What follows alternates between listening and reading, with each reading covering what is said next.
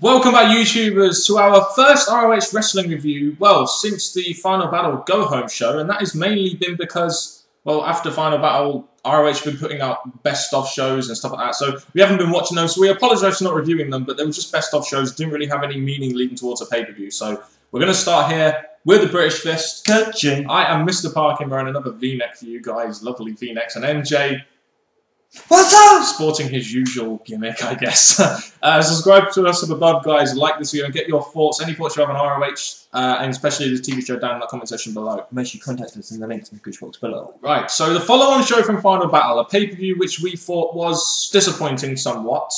Was, you know, I was really wondering like what ROH would have in store for us, especially after such a disappointing pay-per-view in terms of how they would follow it on in pay-per-views. We had a video package of that awful main event to start us off, didn't we? That 40-minute main event between two guys that were just boring the fuck out of us.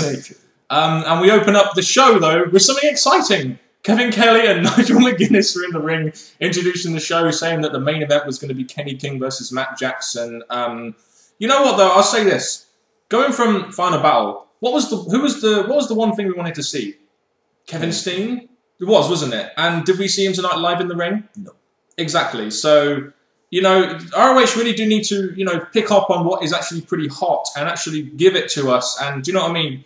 Do you know what I mean? I mean, that's what I wanted to see tonight. And the follow-on, if you're going to do a good follow-on, you kind of need Kevin Steen and Richards live in that ring, don't you? Rather than, you know, enhancement matches and stuff. Very true indeed. It just didn't give us what we wanted this week. We open up the show with Mike Mondo. Do you know what? Lately, I've really started to like the Mike Mondo character. He's talking about Eddie Edwards just coming off the biggest loss of his career. I enjoyed his little promo he cut, and then we got a boring-ass promo from Eddie Edwards to back that one up, didn't we? Typical ROH. I guess they did what they normally do, which is give the wrestlers a chance to talk before the match.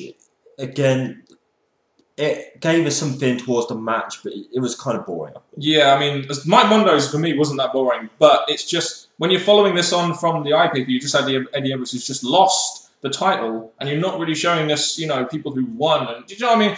It just didn't seem like this was the best thing they could have put out to start off the show. Do you know what I mean? Well, with him being with Eddie Edwards having the main event at the pay-per-view, him getting the opening match here, it was kind of disappointing because when it comes to the main event, there are wrestlers that I haven't heard of. So I'm just thinking maybe he should have got higher up in the card than where he was. I don't know. I don't think him being where he was the best. Just imagine if Kevin Steen started off this show, how much more excited we would have been for this show if we saw that. It would have been. Just saying. The match between Mondo and Edwards went about 5.5 minutes. It was your typical ROH go longer than it needs to go enhancement match. But like I said, I thought the match was okay. I did like the way Mike Mondo focused on the injured arm. The crowd were pretty hot for Edwards during this match. So it was an okay segment. I just think with this being the follow-up show, we're not really sure where ROH are going to go at the moment. So these enhancement matches are kind of going to be there to start the show off. But I'd like to see proper direction as to where they're going to be going into what I assume will be Showcase in the Sun or Showdown in the Sun.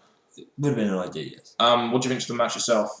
No, it's all right. Again, I just think that, as I was saying just a few minutes ago, Edwards should have been higher up in the card than the opening match. Typical ROH match. Pretty much. Yeah, typical ROH match. I did enjoy the next segment though. We got that video package of the World's Greatest Tag Team Briscoes, that shittily booked match at Final Battle, which we really didn't enjoy. But you then have World's Greatest Tag Team talking about the fans getting to them at Final Battle, the New York fans not being smart and turning on them. You know, at this point in the time, you have to kind of establish that heel turn. This wasn't the best way of doing it. I think the best way of doing it would have been having them live there in the ring, personally. But at least they're acknowledging it and they're actually trying to get them over as heels somewhat. Yeah, the video package, me personally, I didn't really get into it that much. Having them just sitting there talking away. Should have been live, shouldn't it? It didn't feel the same. I just thought it was disappointing. But again, it got them somewhat on ROH, but just not in the best capacity. Yeah, then you had Cornette talking. Like, really, did we need Cornette talking? But, you know what I mean? Do we need Cornette talking for 1 minute about getting fined £5,000 for the chair shots and stuff? You know, dollars even. I don't think we really needed that. But then you got an in-ring segment, which is what I think they should have done with World's Greatest Tag Team, possibly as well. Maybe break the show with a couple of promo segments or something rather than the usual Inside ROH segment. You have Cornette introducing the new tag team champions, the Briscoes. They get a pretty decent reaction. The first thing they talk about though is where that money gone? That money, where the money gone? Is it going to you? Is it going to us? Are you getting it personally, Jim Cornette?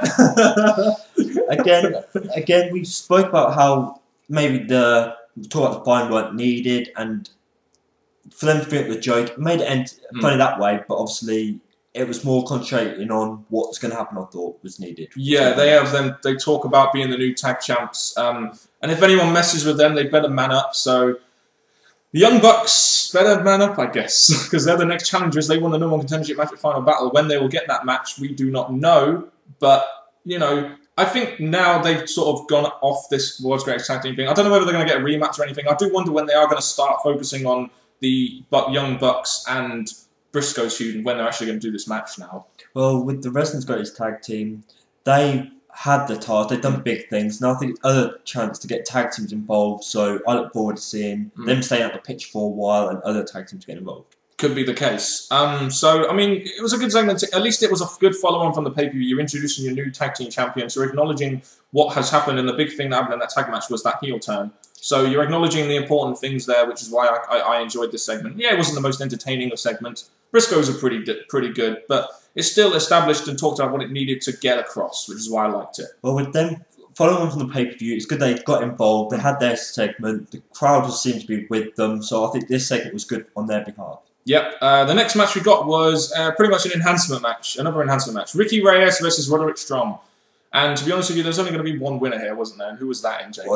Roderick Strong. And Ricky Reyes did not have a chance. You had him coming out with Michael Elgin and Michael Elgin and Truth Martini. Truth Martini was on commentary. I kind of like when Truth Martini was on commentary. So he was talking about like how they were going to have a new stance. They were going to play things right. And then you had Roderick Strong winning by holding the tights. Then you heard the commentator saying, "Shut your dirty mouth," and concentrate on the match. That was going on. But the match itself, again, it was going to be pretty much one-sided. And again, the top maybe didn't need that roll. It maybe could just win it. Normally playing, which would have been good for him. But anyway, he still got the win. So yeah, Roderick Strong basically wins. I'm not really sure what this segment... I mean, I guess they did mention the fact that Roderick Strong had that challenge match at the pay-per-view and Chris Hero came back and he overcome that challenge, but kind of seemed a little bit like filler to me, personally. Like, just a bit... I kind of like the first match, but I don't know whether that's just because it's the first show afterwards and we're not really sure where they're going with it yet, but at the moment, it did kind of seem like filler, but at least you put in over the right guy, and at least ROH can actually have these enhancement matches.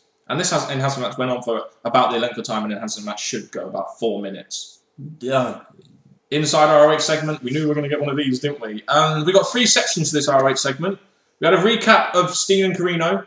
Great match, probably the best thing to happen at Final Battle. They should really have focused the whole show on that, in my opinion. You have words from Kevin Steen saying that things are about to get a lot worse for Ring of Honor. Not a lot worse for us, because we're looking forward to you coming back to TV, bro. I'm just going to say. With Kevin Steen, his part...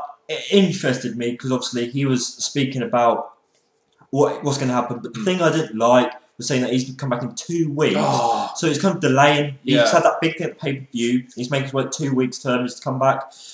Yeah, they should have had it tonight, really, shouldn't they? If you were going to really get people's interest, and if you really want to get people's interest going into the next pay-per-view, have him on the show tonight, even if it's a promo segment or not in some canned environment. Really have him live on the show. Let the people at home feel how the crowd are reacting to this guy and see his character. Just saying. It would have been, but again, for him, I'm going to try and see the good point. He actually did have a part on this show.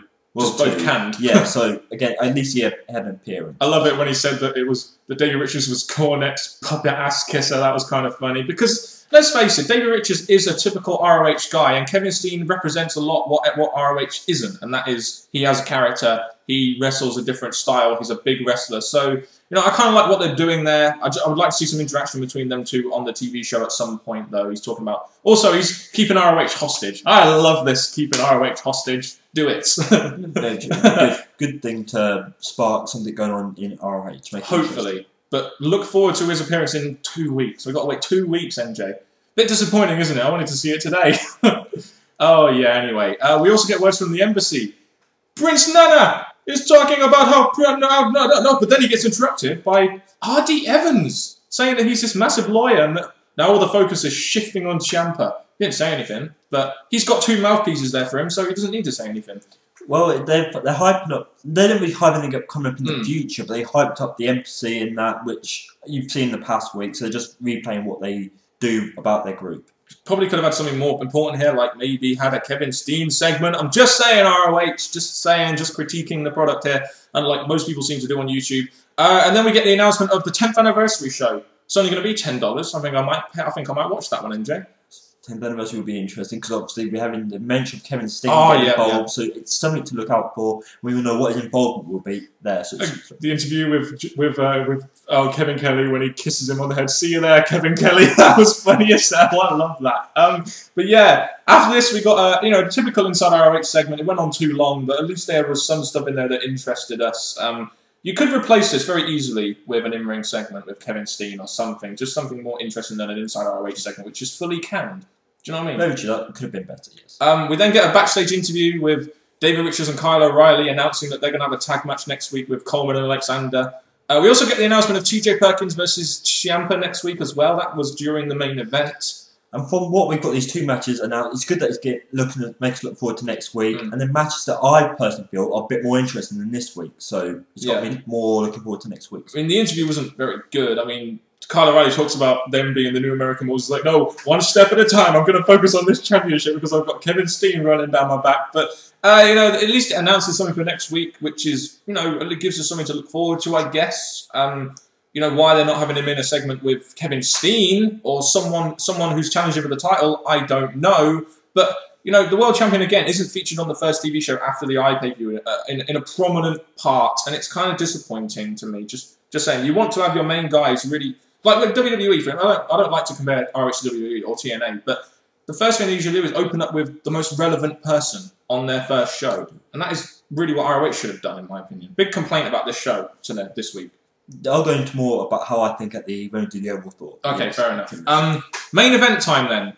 Kenny King with Rhett Titus versus Matt Jackson with his brother Nick Jackson. I guess they are a tag team. We saw at the pay-per-view now, these two were in the finals of that tag team tournament. Young Bucks won the tournament, and then we had the whole injury angle. So I guess this was playing off the whole injury angle, which was nice because we actually had some storyline in this match, and it kind of made it interesting, sort of, rather than the enhancement matches that we got, which really had no story, really. Well, when it comes to the main event, you normally picture the bigger guys being in the main event, and when it comes to this, I don't personally feel warmed up to this match, but... Again, it was not an awful match. No, I mean, the match itself was pretty good. I mean, it wasn't... The thing I liked about it most is it didn't just turn into a spot fest. It was actually a match which they used crowd psychology. They actually used certain things other than just spot. And at the end, we get Nick Jackson stealing the crutch from Titus and hitting King with it, Kenny King, to get Matt Jackson the win. I thought that was a good way to finish it because it does add to their storyline a little bit, even though I wonder... Why, are they going to do this quickly and then move Young Bucks onto the championship? Because at the moment, if I was Young Bucks, I would be wanting to go after the champions, personally. It would be the idea, because when we come to the overall thoughts, I'm going to basically say, when it comes to the pay-per-view, you do want to see a follow-on on this show, and when it comes to the main event, maybe they should concentrate on other things than this. And also, weren't Kenny King's feet on the ropes on the finish? Just saying. The match got, 8 minutes? There's not as much time as you'd expect from a main event. Because there wasn't much action on this show. There was a fair amount of filler, but I mean, to me, it was still a decent main event, and there's some kind of story. It's just that it's not a story that I really think they should have followed up their pay-per-view with. Do you know what I mean? That's how I see it. Yeah. Yeah. We got ROH security separating the Young Bucks and ANX, so I hope this will probably hype up into a massive feud now or something. Maybe. I think it will do. It should do. I mean, do you think Young Bucks should probably be going after the Briscoes? No, they should be, yes. After this, probably, yes. Right, so I know you've been itching to do this now, NJ. So give me your overall thoughts on this ROH show this week. To be honest, I'm going to be honest. I'm disappointed. From the pay-per-view, I did expect them to be segments that follow on from that.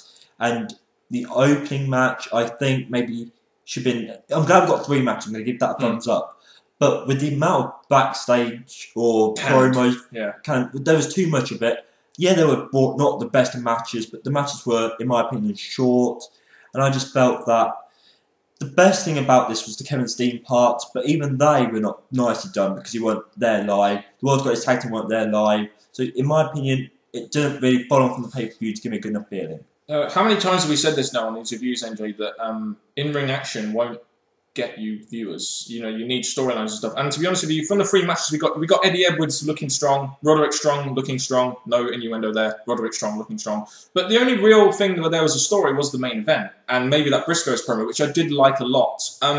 So there was a lot here which I just wasn't satisfied with. There's, you know, when you have ROH, you can only display so much going into their next live pay-per-view. You need them to really be showcasing everything they can as well as they can in such a short period of time, because they don't have a 2-hour show or 2 2-hour shows a week. So they've really got to get everything, you know, really crammed in and really, you know, really given to us properly. And I just didn't feel that in this show. There was a lot of filler in there once again. We didn't get as much in-ring action as we usually get, and that's one of the reasons we watch Ring of Honor, for in-ring action, I guess. So, I mean, it wasn't... I'm not saying it was a bad show. I'm just saying that it didn't give us what we really wanted following on from that really disappointing pay-per-view. And if ROH really wanted to keep their interest going, they really needed to give us something bigger than this, personally. Just saying. Yeah, there's a lot of things that, yes, you're showing the rest of it at the pay-per-view, but not in a strong capacity, like live, in the ring, moving forward to the next pay-per-view. It didn't give me that, so I just was kind of disappointed with what we got. Do you want to grade it, or are you kind of past that now? Yeah, we're not going to grade it, guys, because you won't like the grade, but there we go. Make sure you get your thoughts on this ROH show down in that comment section below, whether it's positive or negative. We just want to get a discussion going with you guys about ROH. I've been Mr. Parkin. This guy sitting next to me has been NJ. What's up? And now provide the usual outro without the what's up. Well, thank you guys for tuning in to our ROH review. Yes, it's been a while, but we're back with it. Hopefully you've enjoyed it. Give us your thoughts on the show. And that has been it from Mr. Parkin and me, NJ, the British Fist. Till next time, people. Goodbye.